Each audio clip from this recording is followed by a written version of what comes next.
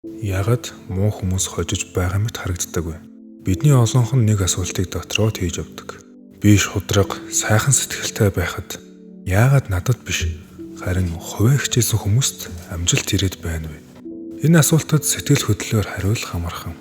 Гэхдээ илүү гүнзгий харвал нэг өөр дүр зураг харагддаг. Нэгдүгээрт нь амьдрал ёс суртахуунаар биш, нийцлэр ажилдаг. Орчлон сайн хүнийг шагнаж мууг шийтгдэг систем биш.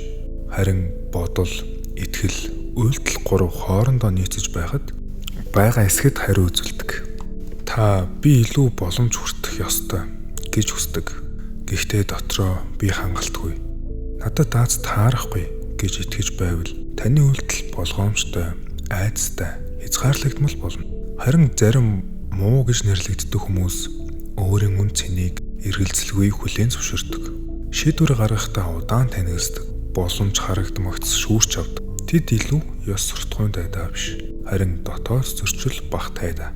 Хоёрдугаарт нь айдас, гэмшил, өөрийгөө голох нь боломжийг үргээдэг. Сайн өгөөмөр цайлган сэтгэлтэй байж болно. Гэхдээ хэрв таны дотоод төлөв байдал айдастай, өөрийгөө буруутгах, би хэтэрхий их юм хүсээд байна гэх гэмшил, амжилтаа сайхан айдас.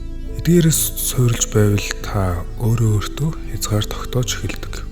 Та илүү өндөр цалин нэхэхгүй, хил хязгаар тавихгүй, шудраг бус харьцааг төвчнө. Боломжит би тохирохгүй гэж бодно. Эцэст нь амьдрал таны дотоод итгэлийг баталгаажуулж эхэлдэг. Гуравдугаарт нь амьдрал бол толь. Та хүртэх ёстойгоо биш, өөрийгөө зохистой гэж итгэхдээ л татна. Хэрв та би үргэлж орхигддог гэж итгэдэг бол та улаан дохойг үл анзаарч тийм хүмүүсийг сонгоно. Миний дуу хоолой чухал биш гэж итгэдэг бол та хурал дээр дуугарахгүй. Би элбэг дэлбэг амьдрах хэрэгтэй гэж итгэвэл боломжийг өөр өнцгөөс харж эхэлнэ. Энэ бол ид биш ээ. Энэ бол сэтгэл зүйн шүүлтүр. Бидний итгэл үнэмшил юуг анзаарах, юуг алгасах, ямар эрсдэл хийх, хаан зогсох гэдгийг тодорхойлдог. Дөрөвдүгээрт муу хүмүүс хожиж байна гэдэг нь бүрэн үнэн үү? Үгүй ээ. Бид ихэнхдээ гаднах амжилтыг хардаг. Мөнгө, албан тушаал, нөлөө. Гэхдээ сэтгэл ханамж, дотоод байдал, урт хугацааны үр дагавар гэдгийг бүр хардаггүй.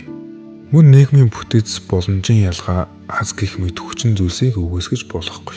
Тиймээс энэ санааг хөрөгчийг буруутгах байдлаар ойлгож болохгүй. 5 дугаарт гол асуулт. Та юунд нийцэж байна? Бусад хэн хожиж байгаад анхаарал төвлөрүүлэхийн оронд дараах асуултыг өөртөө тавих нь илүү үр дүнтэй. Миний дотоод итгэл үнэмшил миний хүсэлтэд нийцэж байна уу? Би үнэхээр илүү хүртэх хэрэгтэй гэж итгэдэг үү? Би өөрийнхөө үн цэнийг бодитоор хүлээн зөвшөөрдөг үү? Би айцсаар биш, ухамсарт сонголтоор хөдөлж байна уу? Амьдрал мууг шагнаж байгаа юм биш, амьдрал итгэлд хариу үзүүлж байгаа. Тиймээс бусдын ялалтад дургуутсхийн оронд өөрийн дотоод татамжийг, итгэл, үнэмшил, хандлага тааруулах нь илүү хүчтэй алхам. Эцсийн дүндээ амжилт бол ёс суртахууны шагнал биш.